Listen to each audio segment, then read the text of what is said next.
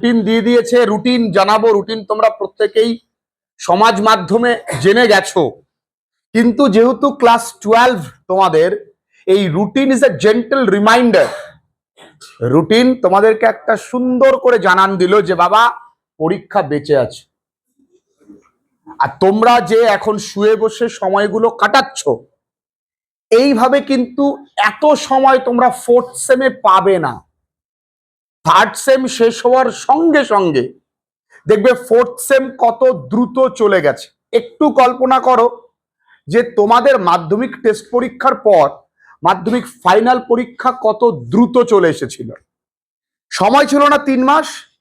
Exactly তোমরাও কিন্তু এই ফোর্থ সেমেও 3 মাসই সময় পাবে। আমি বারবার করে বলি, মানুষ ভুল ভাবে আচ্ছা আমি যুদ্ধে যেটা কাজ সেটা আমাকে ড্রিলিং পিরিয়ডেই শিখে নিতে হয় না, যুদ্ধে আমি শিখবো তারপরে যুদ্ধে নামবো, আগে শিখতে হয়। থার্ড সেমটা তোমাকে খুব ভালো করে ট্রেইনড হতে হবে। থার্ড সেমে পড়ার অভ্যাস, নিয়মানুবর্তিতা। থার্ড সেমে বানান শুদ্ধ লেখার, যাতে লিখতে তোমার ভয় না লাগে সেই ব্যাপার। আমি ম্যাক্সিমাম জিনিস তোমাদেরকে লিখিয়ে দিচ্ছি, লেখো। পরীক্ষা তোমাদের শুরু হচ্ছে 21/9/2026, অর্থাৎ সেপ্টেম্বর মাসে, অর্থাৎ শিক্ষক দিবসের মাসে। 22 তারিখ তোমাদের পরীক্ষা। দেখো আগের বছর কিন্তু দেয়নি, আগের বছরই পরের দিন ইংরেজি ছিল, কি বাঁচা বেঁচে গেছো। তোমাদের 21 তারিখ পরীক্ষা শুরু হচ্ছে। 21 তারিখ বাংলা, অর্থাৎ ল্যাঙ্গুয়েজ 1, বাংলা, কারো ইংরাজি, কারো হিন্দি। এবার তোমরা কিন্তু কনফিউজ হতে পারো যে ইংলিশ এ, অর্থাৎ যাদের ইংলিশ মিডিয়ামে পড়াশোনা করে তাদের ক্ষেত্রে ইংরাজি এ হয়। আচ্ছা 24 তারিখ কিন্তু তোমাদের ইংলিশ বি, অর্থাৎ তোমরা ইংরেজি বি, অর্থাৎ তোমাদের সেকেন্ড ল্যাঙ্গুয়েজ ইংরাজি। ঠিক আছে, তো তোমরা কিন্তু সময় পাবে 21 তারিখ, 22 তারিখ, 23 তারিখ, অর্থাৎ প্রায় 3 দিন তোমরা সময় পাচ্ছ, 2 দিন 1 রাত, তাই না? বেশ সুন্দর করে যদি কেউ মনে করে প্রথম দিন পরীক্ষা দিয়ে এসে আমি কেবল কবিতা দুটো ভালো করে পড়বো, ব্যাস আর কিছু লাগলো না। তারপরের দিন সকালবেলায় তার নাইট ট্রেনার ডেউলি পড়লাম, মিড মর্নিং এ আমরা পড়লাম তোমার স্ট্রং রুটস, রাত্রেবেলা দ্য বেড পড়ে নিলাম। এবার 3টে পড়া হয়ে গেল এবং ওই বাকি 2টো কবিতা পড়েছি আরো একবার, শুধু কবিতা রিডিং পড়বো। এখন আমি কোশ্চেন ব্যাংক বাঞ্চ ধরিনি। তারপরের দিন সময় আছে, রাইডার্স টু দ্য সি পড়বো, কোশ্চেন বাঞ্চ দেখবো, গ্রামার গুলো ভালো করে গুছিয়ে পড়ে নেব। এত সুন্দর করে পড়া যায়, কিন্তু সেই নোটস পত্র সেইগুলো গুছিয়ে পড়ার অভ্যাস তুমি কি ভাবছো ওই 3 দিন তুমি ফাটিয়ে দেবে? এই 3টে দিন দেওয়ার জন্যও তোমার রেজাল্ট খারাপ হতে পারে। কারণ তুই বাংলা পরীক্ষা দিয়ে এসে তোমার ফাঁকি না, মানে ছুটি না দিত, তুমি ওই রাত্রে পড়তে বসতে। যেই বাংলা পরীক্ষার পরে দেখছো 2 দিন আছে, বিরাট কষ্ট হয়ে গেছে, আজকে থাক কালকে পড়বো, ব্রেনের উপরই চাপ পড়ে যাচ্ছে, আমার পারবো না। ব্যাস তুমি পড়া বন্ধ করে দিলে। কালকে তুমি ভাবো যেই ছেলেটা 6 মাস আজ নয় কাল করে কাটিয়েছে, সে 2.5 দিন বিশাল পড়বে, তুমি ভাবতে পারছো? কোনোদিনই সম্ভব না। তবে হ্যাঁ, বাংলা প্রবাদে আছে, ঠেলায় না পড়লে বিড়াল গাছে ওঠে না। ঠেলায় পড়লে অনেকে পড়তে পারে, কারণ পরীক্ষার প্রথম দিন যখন সে ফিল করবে যে আমি বাংলার মতন সাবজেক্ট জানা সত্ত্বেও কোনটা কোন অপশন হবে কনফিউজড, তাহলে ইংরেজিতে আমার কি হালটা হবে। এবার বারবার করে বলে রাখি, বিধানসভায় বা লোকসভায় কিন্তু বিল আসতে চলেছে পাস ফেল প্রথার পুনরাবৃত্তি, এবং স্ট্রিক্টলি এটা ইম্পোজ করা হবে পাস ফেল। আগে গ্রেস মার্কসের ব্যবস্থাপনা ছিল, এখন সেটাও থাকবে না। গ্রেস মার্কস কি? তোমার 30-এ পাস, তোমার 24-এ পাস, তোমার 25-এ পাস, যেই সাবজেক্টেই পাস হতো, তুমি যদি তার থেকে 2 থেকে 5 কম পেতে তোমায় ওই মার্কসটা দিয়ে পাস করিয়ে দেওয়া হতো। এবার কিন্তু সেটা হবে না। ভয় না, এটা ভালো, খুব প্রয়োজন ছিল। ছেলে মেয়েদের পড়াশোনা একেবারে শিখেই তুলে আহা হরিবল করে দিয়ে তারা কিন্তু কোনো ব্যাপার না। আমি বারবার করে বলছি, রুটিন তোমাদেরকে জেন্টলি রিমাইন্ড করাচ্ছে যে সামনে পরীক্ষা একটু মন দিয়ে পড়তে পারে। আমাদের সিলেবাস তো শেষ, আমরা রিভিশন দিচ্ছি, পারলে আমরা রিভিশন দেব। আমাদের 21/9 পরীক্ষা শুরু, এটা 6 শেষ দিকে, তাহলে 7 আর 8 দুটো মাস সময় আছে।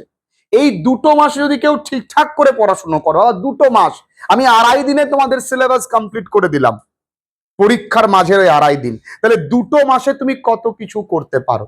একটু ওঠো, একটু জাগো। হ্যাঁ, নেতাজি বা বিবেকানন্দ যদি দেখতো তোদের, ভাবতো কেন আমি এই কথাগুলো বলেছিলাম, কি দরকার ছিল।